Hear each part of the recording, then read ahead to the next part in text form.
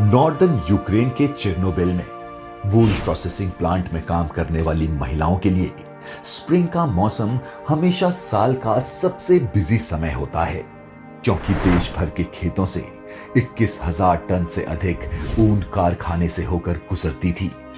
मजदूर 12 घंटे की शिफ्ट में काम करते थे और कच्चे ढेरों ऊन को हाथ से छांटते थे, फिर उन्हें धोकर गठरी में बांधते थे। लेकिन फिर महिलाएं बीमार होने लगी। कुछ लोगों की नाक से खून बहने लगा, जबकि अन्य को चक्कर आने और मतली की शिकायत थी।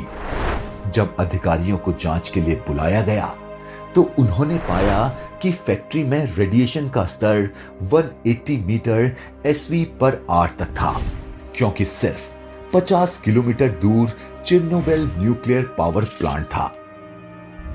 26 अप्रैल 1986 को पावर प्लांट रिएक्टर नंबर 4 में एक भयावह विस्फोट हुआ था, जिससे कोर एक्सपोज्ड हो गया और आसपास के एरिया में रेडियो एक्टिव सब्सटेंस के बादल छा गए, जिससे आग बेकाबू हो गई थी। जिससे एस्टिमेट लगाया जाता है कि मरने वालों की अंतिम संख्या 2 लाख तक होने का अनुमान है। अंतर्राष्ट्रीय परमाणु ऊर्जा एजेंसी और विश्व स्वास्थ्य संगठन के अनुसार तब से अब तक रेडिएशन के लक्षणों से ही अनगिनत लोगों की मौतें हो चुकी हैं। और ये क्यों इतिहास की सबसे भयानक न्यूक्लियर डिजास्टर है, क्यों आज भी यहां जाना बहुत ही मुश्किल है। वहां जाने के लिए बहुत सी कठिन गाइडलाइंस फॉलो करनी पड़ती हैं, क्योंकि यहां जाना 2011 में टूरिस्ट के लिए खोल दिया गया था। आइए इस डिजास्टर के बारे में जानते हैं, आखिर क्या हुआ था उस दिन। हमारे चैनल पर आपका फिर से स्वागत है। अगर आपको हमारे वीडियोस पसंद आ रहे हैं तो प्लीज शेयर एंड सब्सक्राइब जरूर करें, ताकि ऐसे ही इंटरेस्टिंग वीडियोस हम आपके लिए लाते रहें। 26 अप्रैल 1986 को इतिहास की सबसे भयानक न्यूक्लियर डिजास्टर तेजी से सामने आई और आज भी धीरे धीरे जारी है। चेर्नोबिल के नाम से मशहूर ये nuclear disaster cold war, the last day of the USSR और nuclear energy for human use में एक महत्वपूर्ण मूवमेंट बन गई। ये न्यूक्लियर एजेंसी के साथ खिलवाड़ करने के खतरों के साथ साथ ह्यूमन एरर और नौकरशाही की अक्षमता के कारण घटनाओं पर पड़ने वाले दुर्भाग्य परिणामों की एक बदनाम याद भी बन गई है।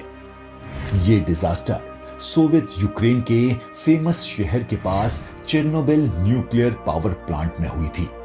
आज ये जगह यूक्रेन बेलारूस सीमा के पास नॉर्दर्न यूक्रेन में है। चेर्नोबिल पावर प्लांट का निर्माण 1977 में शुरू हुआ था, जब देश उस समय सोवियत संघ का हिस्सा था। अब हम आते हैं उस दिन पर, शनिवार 26 अप्रैल 1986 की सुबह।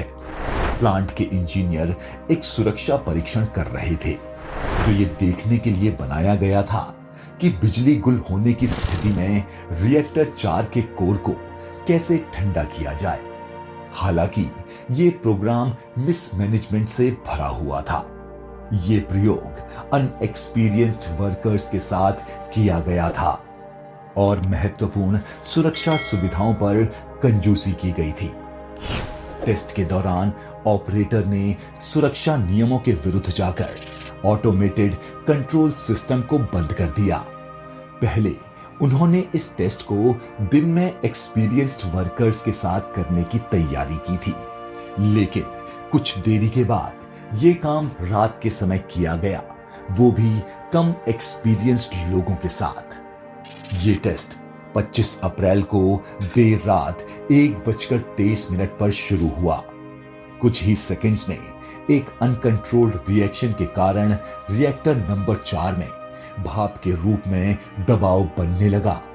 भाप ने रिएक्टर की छत को उड़ा दिया, जिससे रेडिएशन का स्मोक और जलते हुए रेडियो एक्टिव मलबे के टुकड़े बाहर की तरफ निकलने लगे।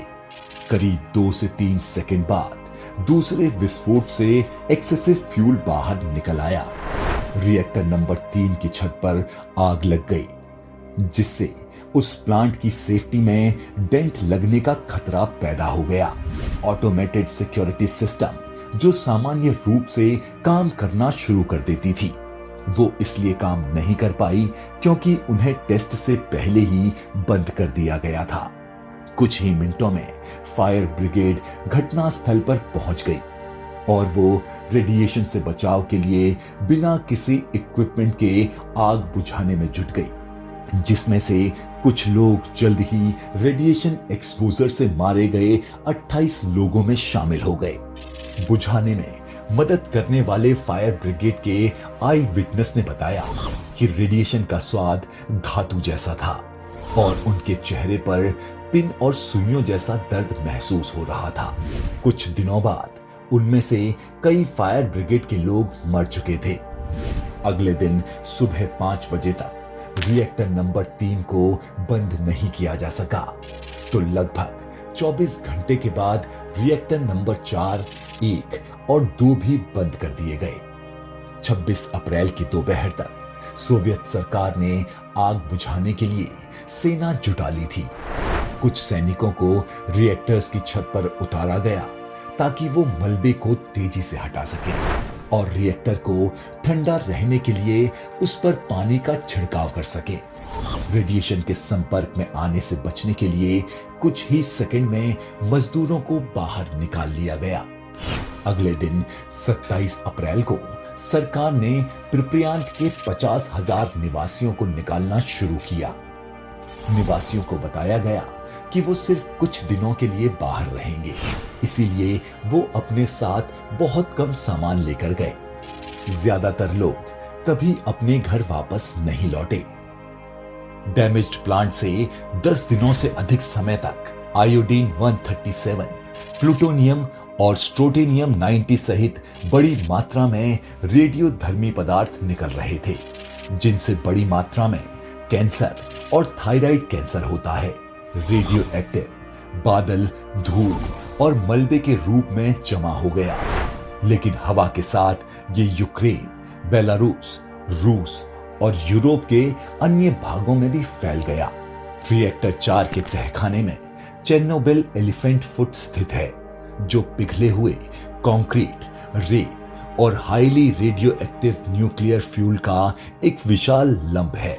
इस लंप का नाम इसकी झुर्रीदार उपस्थिति के कारण रखा गया था, जो कुछ ऑब्जर्वर्स को हाथी के पैरों और पंजे की झुर्रीदार त्वचा की याद दिलाती थी। 1980 के दशक में हाथी पैर से हर घंटे 10,000 रोइट्जन रेडिएशन निकलता था, जो 2 मिनट से भी कम समय में 3 फीट दूर खड़े व्यक्ति को मार सकता था। 2001 तक ये दर घटकर लगभग 800 रोइट्जन प्रति घंटा रह गई। यूक्रेन में डिजास्टर के बाद पहले 5 वर्षों में बच्चों में कैंसर के मामलों में 90% से अधिक की वृद्धि हुई। दुर्घटना के बाद पहले 20 वर्षों के दौरान रूस, यूक्रेन और बेलारूस में थायराइड कैंसर के लगभग 5,000 मामले दर्ज किए गए थे, जो एक्सप्लोजन के समय 18 वर्ष से कम उम्र के थे। वर्ल्ड हेल्थ ऑर्गेनाइजेशन का अनुमान है कि लगभग 5,000 कैंसर से होने वाली मौतें चेर्नोबिल दुर्घटना से संबंधित हैं।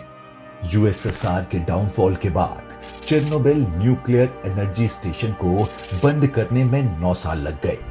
एक्सपर्ट्स का मानना है कि दुर्घटना का हानिकार प्रभाव अभी भी खत्म नहीं हुआ है।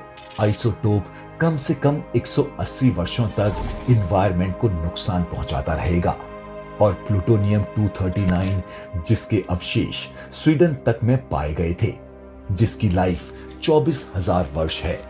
भविष्य में मनुष्यों के यहां फिर से बसने की उम्मीद नहीं है, लेकिन आज टूरिस्ट इस जगह आ सकते हैं।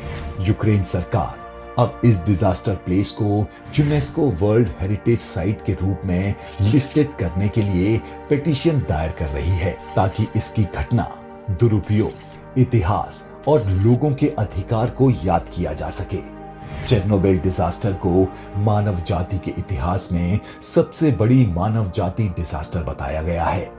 ऐसा माना जाता है कि राजनीतिक दबाव के कारण सोवियत अधिकारियों ने समस्या की वास्तविक तस्वीर को दबा दिया, क्योंकि वो अंतरराष्ट्रीय मंच पर अपनी छवि नहीं खोना चाहते थे।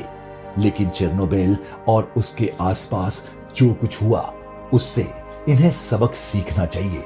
अगर आपको हमारे वीडियोस पसंद आ रहे हैं तो प्लीज लाइक, शेयर, कमेंट और सब्सक्राइब जरूर करें, ताकि ऐसे ही इंटरेस्टिंग वीडियोस हम आपके लिए लाते रहें।